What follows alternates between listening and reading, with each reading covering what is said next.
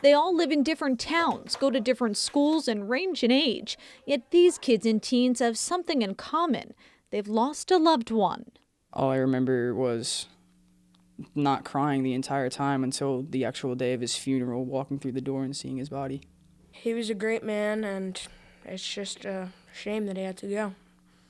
17-year-old Christina Folletta's father was killed in a car accident. The night before the accident, he walked in my room and said goodnight, and the last thing he ever said to me was, "I love you, and I'll see you tomorrow."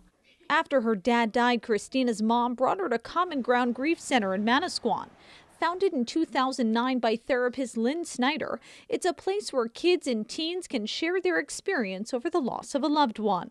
It is not therapy, so even though I am a therapist, I believe most grieving kids do very well in a peer support program, meaning children helping children. Common Ground Grief Center operates from September through June. While the kids and teens are in their own bi-weekly groups here, many of their parents and caregivers are also in their own support groups in another building on the property. The teens say Common Ground has become a second home of sorts. There's no fee or limit to the number of group meetings. The nonprofit relies on grants, donations, and fundraisers. Colorful rooms are filled with costumes for dress-up, puppets for a show. Some create different worlds with sand play, while others paint flower pots. With our younger children, play is their language. Tools are the toys. There's even a play hospital room, since so many kids have spent countless hours there with their parents or siblings. Michael DBA's dad was a 9/11 first responder. He died years later from lung disease. There's people like you. Sadly, you all met like a wake of a destruction. But that destruction helped you all become so close and basically a family. I'm happy again. We're a support group for each other when it's needed. That's not what our lives are focused around. Your friends at school who haven't gone through it have no idea what you're thinking, what's on your mind, and what to say back to you. It's hard to talk to your family about it, and it's much easier to talk to people who feel your pain. Emily and Madison Zimmerman's sister died after being hit by 2 taxis. Now they cherish the memory boxes they've made here. I can look at it whenever and just know that I still have a piece of her. Lynn says she's not trying to cure grief at Common Ground. Her hope for all these teens, that they make lifelong friendships, keep their memories alive, and over time, adjust to a new normal. Exactly what 12-year-old David Smith is already doing. I'm always going to have him in the back of my head, but I just got to keep going. In Manasquan, I'm Lauren Wonko, NJTV News.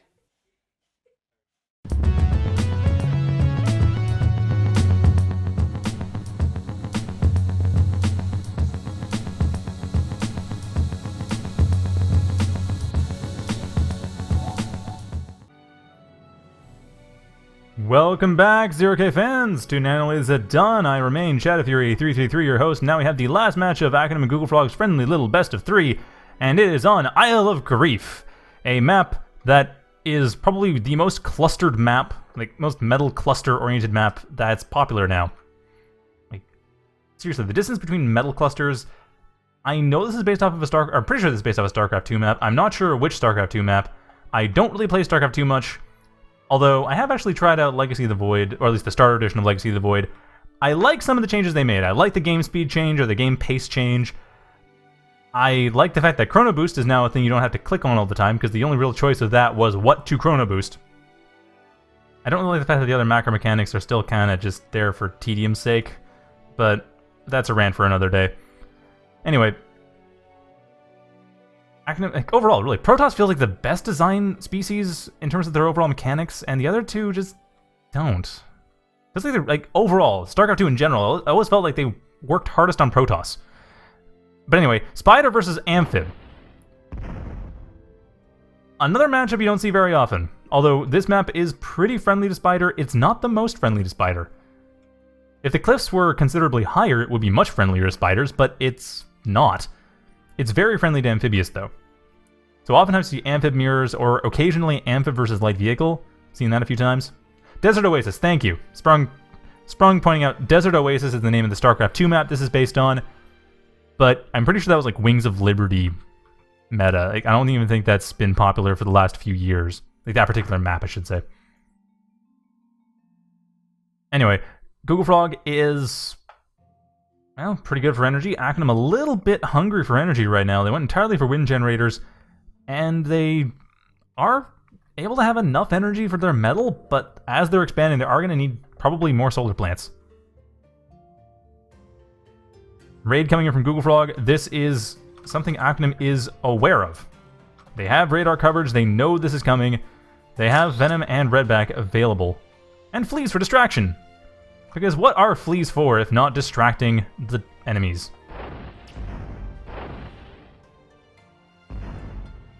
Well, it looks like they didn't manage to actually synchronize properly.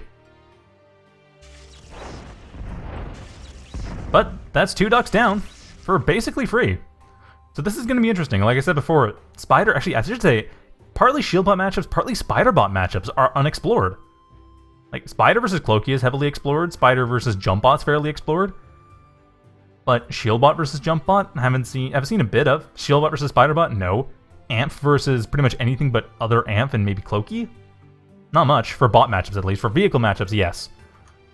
Like you see Amph versus Hovercraft, or sometimes Amph versus light vehicles, or Pokemokas and obviously Amph versus everything. But not so much this. Amph versus Spider, or Amphibious versus Spider. And yeah, Akronym is the Amph. Akronym is the Amphib map, or Amphib player. This is Google Frog. This is Akronym. So yeah, sorry, it was... Yeah, right, Google Frog had the energy. Sorry, my mistake. Google Frog has the energy. Akronym's the one who's falling behind with only the 2 solar collectors. Google Frog's the one with a nice wind gen farm. I was kind of confused and thinking, this many wind gens should be fine, because it is fine, because Google Frog's doing fine. Ugh. Sorry about that. I have it right here. No excuses. So Akronym is going to be... Well, I guess trying to delay Google Frog's expansion. I'm a little surprised they aren't checking out this area down here. They probably aren't aware of that. No, they're not.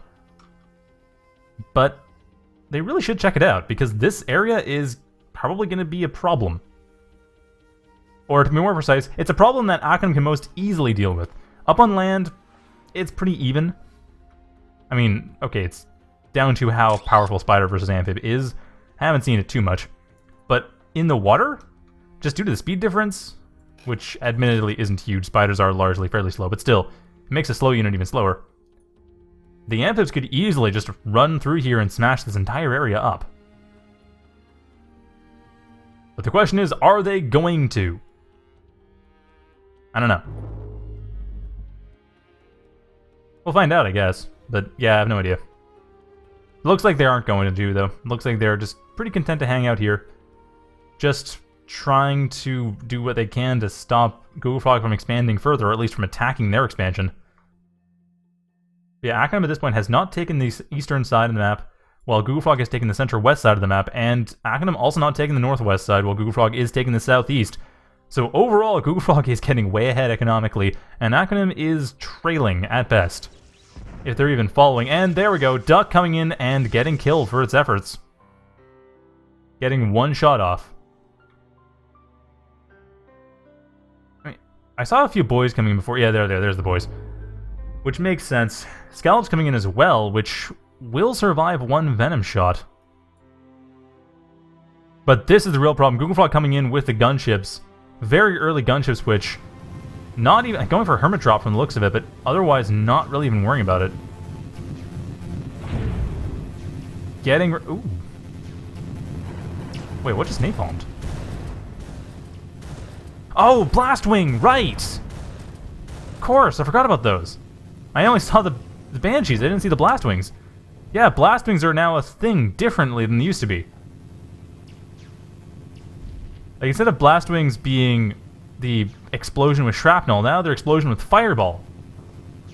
Totally forgot about that. Oh, no, never mind, it's a Weaver drop. Defense rush? Huh. That's not something I've really seen before. At least not often. So yeah, we are seeing a Lotus Rush. How appropriate for a StarCraft map that you get effectively a Cannon Rush. But that's what happened. Closing out this best of 3 with a Lotus Drop Rush.